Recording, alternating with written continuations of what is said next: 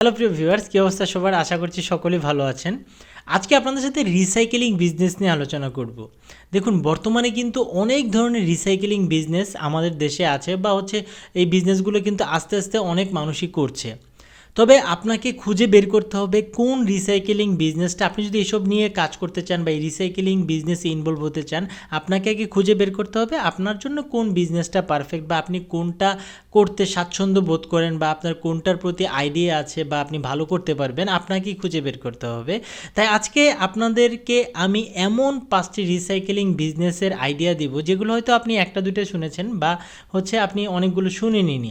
তো এই বিজনেসগুলো আইডিয়া আজকে আপনাদের দিব, কোন জায়গা থেকে মেশিন পাবেন, কত টাকা মেশিনের দাম, লাভ লস কেমন বা কিভাবে শুরু করবেন, একটা প্ল্যান আপনাদের দিব বা পয়েন্টগুলো বলবো। আপনারা এইগুলো নিয়ে যদি কাজ করতে চান কাজ করতে পারেন।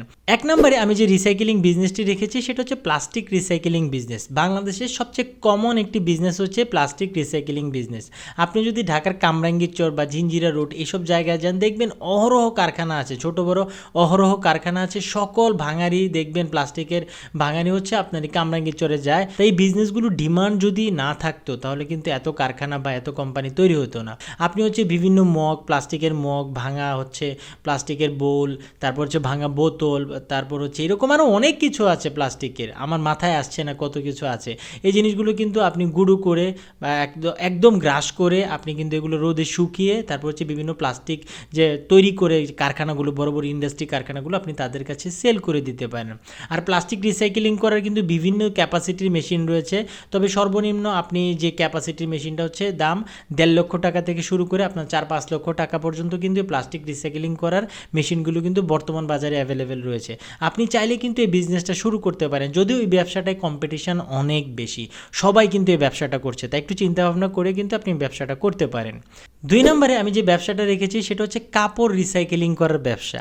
এই ব্যবসাটা কিন্তু বর্তমানে অনেক ট্রেন্ডি একটা ব্যবসা এবং এই ব্যবসাটার ফিউচার কিন্তু আমাদের বাংলাদেশে অনেক ভালো। সবাই প্লাস্টিক রিসাইকেলিংয়ের পিছনে দৌড়ায়, কিন্তু এই ক্লথিং রিসাইকেলিংয়ের ব্যবসাটা কিন্তু অনেক ভালো একটা ব্যবসা এবং অনেক মানুষই আস্তে আস্তে এই ব্যবসাটায় ইনভলভ হচ্ছে এবং ব্যবসাটা কিন্তু তারা বুঝছে। আরেকটা এই কাপড় রিসাইকেলিং করে কিন্তু তুলা তৈরি করা হয় এবং অনেকে দেখবেন বিভিন্ন বড় বড় গার্মেন্টস কারখানাগুলো, ফ্যাক্টরিগুলো কিন্তু এসব যে ওয়েস্টেজ কাপড়গুলো থাকে এগুলো কিন্তু বিভিন্ন এসব রিসাইকেলিং কোম্পানিগুলোর কাছে সেল করে দেয় এবং তারা এগুলো রিসাইকেল করে কিন্তু তুলা তৈরি করে বিভিন্ন জায়গায় কিন্তু বড় বড় ফ্যাক্টরিতে গেলে কিন্তু বিক্রি করে। আবার ভিডিওতে আপনারা যে মেশিনটি দেখতে পাচ্ছেন এটি একটি টেক্সটাইল ক্লথ রিসাইকেলিং করার অটোমেটিক মেশিন। এই মেশিনটি দিয়ে আপনি ঘন্টায় 60 থেকে 70 কেজি কাপড় খুব সহজেই রিসাইকেলিং করতে পারবেন এবং দিনে প্রায় 500 থেকে 600 কেজি রিসাইকেলিং করতে পারবেন। এই মেশিনটি আপনারা ঢাকার ধোলাইখাল বা জিঞ্জিরা রোড থেকে কিনতে পারবেন। মেশিন ইম্পোর্টারের নাম্বার আপনারা ভিডিও ডিসক্রিপশনে পেয়ে যাবেন। 3 নম্বরে আমি যে রিসাইকেলিং করার ব্যবসাটা রেখেছি সেটা হচ্ছে পেপার রিসাইকেলিং করার ব্যবসা। পেপার বলতে বিভিন্ন ধরনের কাগজ হতে পারে বা খবরের কাগজ হতে পারে, যে কোনো পেপার বা কাগজ রিসাইকেলিং করে কিন্তু বর্তমানে এইসব রিসাইকেলিং প্রোডাক্ট থেকে আপনার বিভিন্ন ধরনের paper plate, paper cup, paper mug এই জিনিসগুলো কিন্তু তৈরি করা হচ্ছে এবং এগুলোর প্রচুর ডিমান্ড। এগুলোর আপনি জাস্ট একটু মার্কেট দেখবেন, এই পেপার কাপ, পেপার প্লেট এগুলোর কিন্তু অনেক ডিমান্ড এবং এগুলো তৈরি করার জন্য আলাদা মেশিনও কিন্তু মানুষ বর্তমানে ফ্যাক্টরি দিচ্ছে এবং এগুলোর প্রোডাক্টের সেলও কিন্তু অনেক। তাই এই প্রোডাক্টের বা এই রিসাইকেলিং বিজনেসটার ডিমান্ডও কিন্তু আস্তে আস্তে বাড়ছে এবং এটার কাঁচামাল সংগ্রহ করা খুবই সহজ। আপনার হাতের আশেপাশে দেখবেন হাজার হাজার লক্ষ লক্ষ টন আপনার এই পেপার পাওয়া যায়। আপনি এগুলো সংগ্রহ করে আপনি রিসাইকেলিং করে কিন্তু বিভিন্ন কোম্পানির কাছে কিন্তু আপনি সেল করে দিতে পারেন। খুব ভালো একটা বিজনেস কিন্তু আপনি এটা থেকে করতে পারবেন। আর এটারও ক্যাপাসিটির উপর ভিত্তি করে বিভিন্ন সাইজের মেশিন রয়েছে বা বিভিন্ন ক্যাপাসিটির মেশিন রয়েছে। তবে সর্বনিম্ন যে ক্যাপাসিটির মেশিনটা সেটা 1.5 লক্ষ টাকা থেকে শুরু। তারপর ক্যাপাসিটি বা ইনভেস্টমেন্টের উপর ভিত্তি করে আপনি বিভিন্ন ক্যাপাসিটির মেশিন এখান থেকে কিনতে পারবেন। 4 নম্বরে আমি যে রিসাইকেলিং করার ব্যবসাটা রেখেছি সেটা হচ্ছে কার্টুন বক্স রিসাইকেলিং করার ব্যবসা। খুব ভালো একটা ব্যবসা এবং 2024 সালের সামনে কিন্তু আমাদের বাংলাদেশে এই বিজনেসটা কিন্তু অনেক ভালো পারফর্ম করবে এবং এই বিজনেসটার গ্রোথও কিন্তু অনেক হবে। বিশেষ করে একটাই কারণ, ই কমার্সের গ্রোথ। ই কমার্স কোম্পানির প্রসারের কারণে কিন্তু এই কার্টুন বক্সেরও ডিমান্ড বা চাহিদা কিন্তু আস্তে আস্তে অনেক বাড়ছে। কারণ ই কমার্স কোম্পানিগুলো তাদের প্রোডাক্ট ডেলিভারি করার জন্য কিন্তু এই কার্টুন বক্সগুলো অনেক ব্যবহার করে।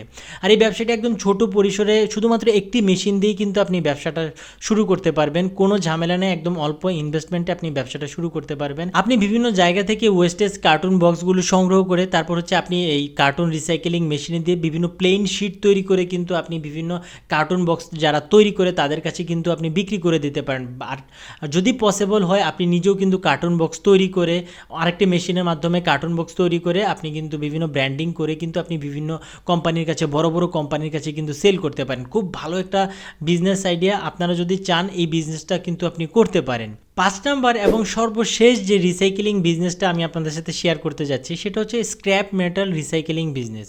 আমাদের চারপাশে কিন্তু দেখবেন অনেক ধরনের স্ক্র্যাপ মেটাল আছে, যেমন বিভিন্ন গাড়ির যন্ত্রাংশ, মেশিনের যন্ত্রাংশ, বিভিন্ন ধরনের নাট বোল্ট, এরকম দেখবেন অনেক কিছু আছে।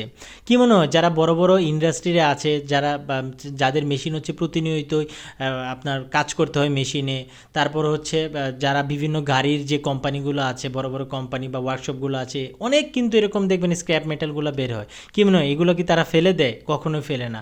এগুলো হচ্ছে বিভিন্ন স্ক্র্যাপ যারা রিসাইকেলিং করে তাদের কাছে এগুলো বিক্রি করে দেয় এবং তারা হচ্ছে এই জিনিসগুলোকে রিসাইকেলিং করে পুনরায় বিভিন্ন ধরনের যন্ত্রাংশ তৈরি করে।